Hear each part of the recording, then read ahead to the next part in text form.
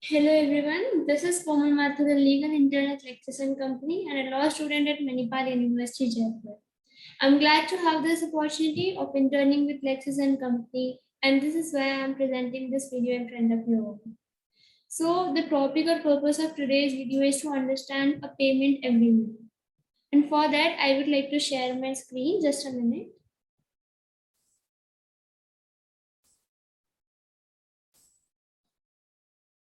Yes. So payment agreement is basically included into your contract drafting thing. So let us start a payment agreement. Just a minute. Okay. So what do we write at first? Know all the men by this presence, which means all the person who are included know about the terms and conditions of this agreement and have agreed upon the same. Now, first of all, what you have to mention is that the contract is entered by in between, like who have entered and between whom it is being entered. So this is the first thing you have to mention into a payment agreement. So how we'll start? First of all, you write the debtor's name, who is the debtor of legal age. Then you'll put a comma and then you write his or her civil status. Then what is his or her citizenship? Whose principal place of address is at? Then you write the address in the format given. First you write the address line 1. In second, you write the address line 2. And then you write the city where the debtor stays. And then you will write the state, postal code. And then you will write the name. This is all referred to whom? Debtor. This is the information given about whom? Debtor. Then what you will do? You'll give the information about creditor. Creditor's name, his or her legal age, civil status, citizenship, what is the place of his address in the same format, and address line 1, address line 2, address city, the state and the postal code. Now जो भी यहाँ पे information दिया वो किसका है? It's about creditor. Witnesses that whereas the debtor has an existing obligation to the creditor for an amount of total, here you write what? A total amount. The amount on which the payment agreement is being made between the creditor and debtor. Now what it is saying that the debtor has existing obligation for the creditor. Now, whereas the debtor and creditor, by the goodwill of both parties, desire to secure the amount of debt by entering into a new agreement, whereby the sum of total contract, which was whatever the amount they had the existing obligation about, shall be set into a structured payment agreement to the terms and conditions given provided. Now, this payment agreement is made regarding that amount which was being lended to the debtor by the creditor. Now, what it says that debitor and creditor, on the goodwill of both the parties, what they want to do, they want to secure the amount of debt by entering into this payment agreement, whereby the sum which is being lended to the debtor shall be structured, shall be set into a structured payment according to the terms and conditions mentioned into this payment agreement, which will read further. Now, therefore, and in the consideration of foregoing premises, the parties here to agree as follow. Now, what we'll do, we'll mention the terms and conditions in this contract. First is the debtor representation. The debtor hereby represents and warrants that both parties in this agreement have set a payment plan to secure the deficiency in a scheduled manner set herein without further interruption, notwithstanding any additional fees for processing of such scheduling. Now, what is debtor representation here?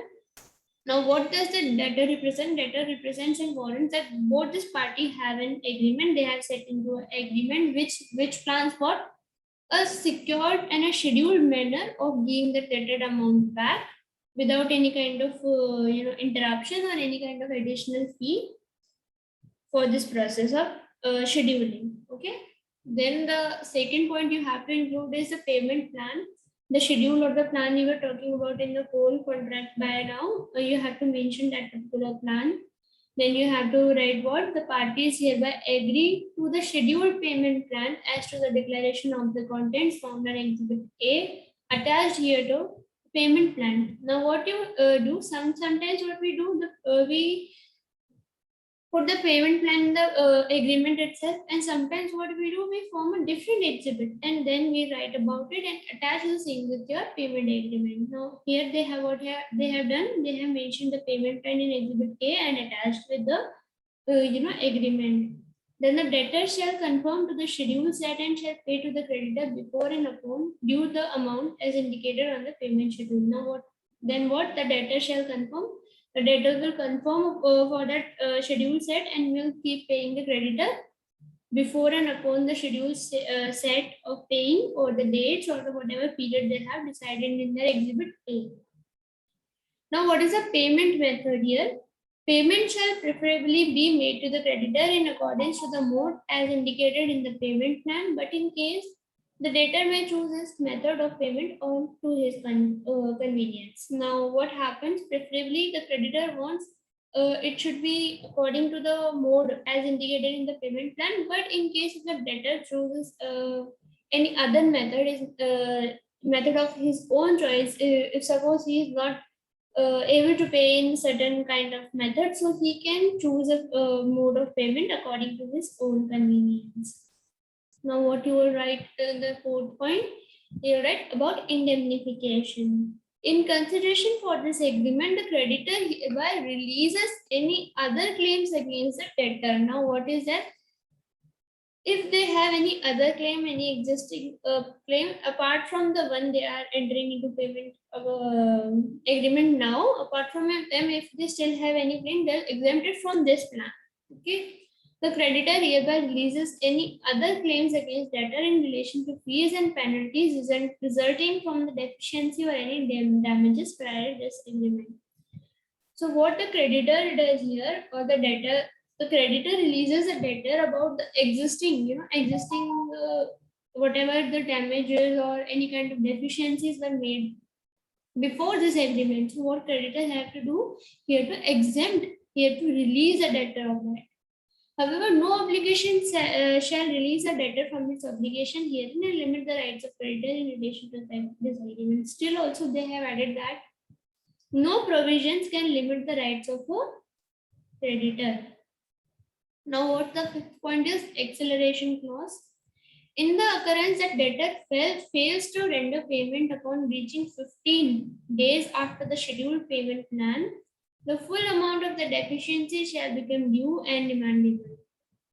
Now, what if the debtor fails to render the payment upon reaching 15 days after the scheduled payment plan, whatever the plan they have scheduled, whatever the dates they have scheduled, if the debtor is not able to pay even after the 15 days of the scheduled plan, then what happens? The full amount of deficiency shall become due and demanded.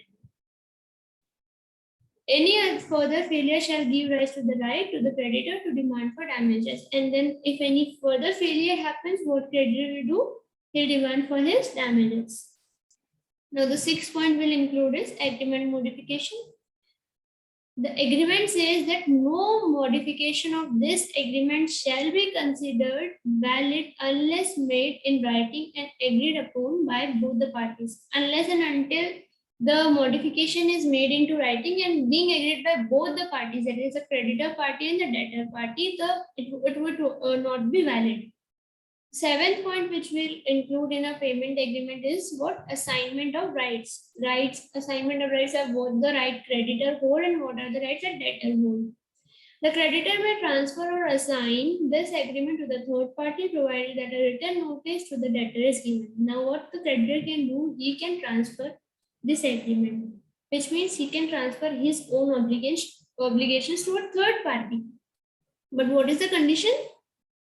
All these things should be done through a written notice given to the debtor. In the event of such assignment, the assignee may amend the schedule of payment found in this agreement. And what if this transfer happens? If the creditor assigns his own obligations to any third person, what the assignee, who is a third person, what he can do? He can also amend the schedule of payment. And also the provided condition here also is that it should be done through a written notice given to the debtor. Now the eighth point we'll read about is severability. Should any provision found in this agreement be held invalid, illegal, or unenforceable by any competent court, the same shall apply only to the provisions, and the rest of the remaining provisions hereto shall remain valid and enforceable. Now, if any of the provisions found in this agreement are held to be invalid or enforceable by any of the courts reached by your creditor or debtor, the same shall apply only to the provision, and rest of the if one provision is wrong, only that provision will be invalid. That doesn't mean that the whole payment agreement is invalid and the whole payment agreement should be cancelled. No. Rest provisions remain same and valid and enforceable, while the single one or two or whichever provisions are being declared by the court as invalid will be cancelled. Now, applicable law, we'll read about applicable law. This agreement shall be governed or construed in accordance with the laws of the state jurisdiction, whichever state the creditor or debtor lives in, resides in, or whichever law they follows. So you have to mention the state or state jurisdiction here, then subject to the exclusive jurisdiction of country jurisdiction or state.